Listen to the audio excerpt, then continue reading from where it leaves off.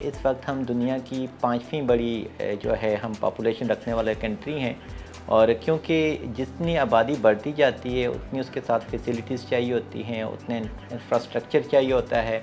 उतने ही साथ में हमें फूड की जो कमी है उसको पूरा करना होता है, पानी की कमी पूरी करनी होती है। तो ये सारी चीज़ें जब हम एक साथ में देखें और आबादी बढ़ती जाए और फैसिलिटीज़ हमारे पास कम होती जाएँ तो वो सिस्टम कोलैप्स होने की तरफ जा रहा होता है। तो इस तरह से अगर हम देखें तो बिल्कुल कि ये ख़तरे की घंटी ज़रूर है अगर हम पॉपुलेशन को कंट्रोल नहीं कर पाते। इसमें मुश्किलात इस तरह से आ रही हैं क्योंकि बाकी दुनिया में अगर हम देखें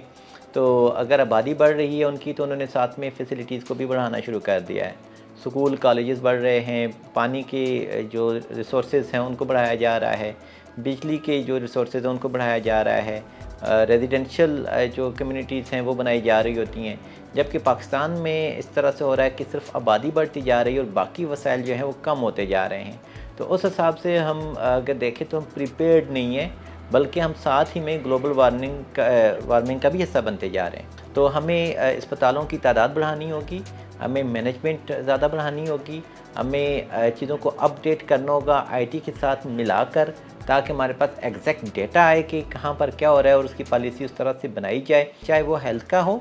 चाहे वो हमारे पास इंफ्रास्ट्रक्चर्स का हो, चाहे वो पानी का हो, चाहे वो गैस का हो, चाहे वो प्रॉपर्टीज़ का हो, रियल एस्टेट का हो। हर एक को एक खुला मौका देकर उनको ट्रांसपेरेंसी बनाकर एक नेशनल डेटाबेस बनाकर उसके साथ अगर हम अलाइन करेंगे तो उम्मीद है कि हमारी आबादी भी कंट्रोल होती जाएगी और साथ में जहाँ जितनी आबादी है उसको बेहतर तौर पर सर्विसेज भी प्रोवाइड की जा सकती है। हमारे यहाँ हम थोड़ा सा कल्चरल इश्यूज़ भी आ जाते हैं, हम ओपनली डिस्कस कर नहीं सकते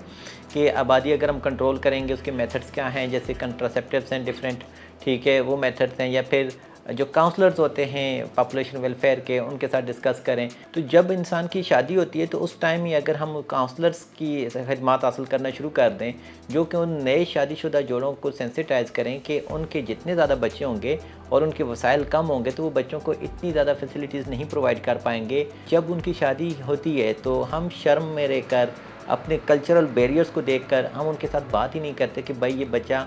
पैदा करना है कि नहीं करना, कितने बच्चों की तादाद हमने कहाँ तक जानी है। फिर हमारे पास एक और चीज़ कि अगर बेबी जो है वो फ़ीमेल है तो फिर अमूमन औलाद नरीना के लिए भी लोग ज़्यादा औलाद पैदा करते हैं। इस वजह से आबादी का एक कंट्रीब्यूशन बढ़ने का एक अमल शुरू हो जाता है। लेकिन अगर हम शुरू से ही कॉलेजों यूनिवर्सिटियों से ही इन चीज़ों को हम देखें या सेक्सुअल एंड रिप्रोडक्टिव हेल्थ की हम कोशिश करें और लोगों को सेंसिटाइज़ करें कि भाई इतने अगर हम बच्चों तक लिमिटेड रहें, या फिर गवर्नमेंट एक पॉलिसी बना ले कि अगर जैसे कि बाकी मुल्कों में भी ये प्रैक्टिस होती है कि अगर ज़्यादा तादाद में बच्चे होंगे तो उनके टैक्सेस में इतनी ज़्यादा जो है ना चीज़ नहीं की जाती, और अगर कम तादाद में होंगे और उनको बहुत सारी चीज़ों की फैसिलिटीज़ दी जाती है कि भाई इन्होंने इतना लिमिट रहा है क्योंकि आगे चलकर उन्होंने फैसिलिटीज़ कम यूज़ करनी है तो इसलिए इनको इतना फैसिलिटेट कर दिया जाए। तो इस तरह से भी पॉपुलेशन को भी कंट्रोल किया जा सकता है। और इंडिविजुअल लेवल पे जब हम पॉपुलेशन को कंट्रोल करेंगे, यानी कि 2 लोग मिलके 2 बच्चे ही पैदा करें, तो हमारी पॉपुलेशन जितनी है कम से कम इतनी ही रहेगी इंशाल्लाह।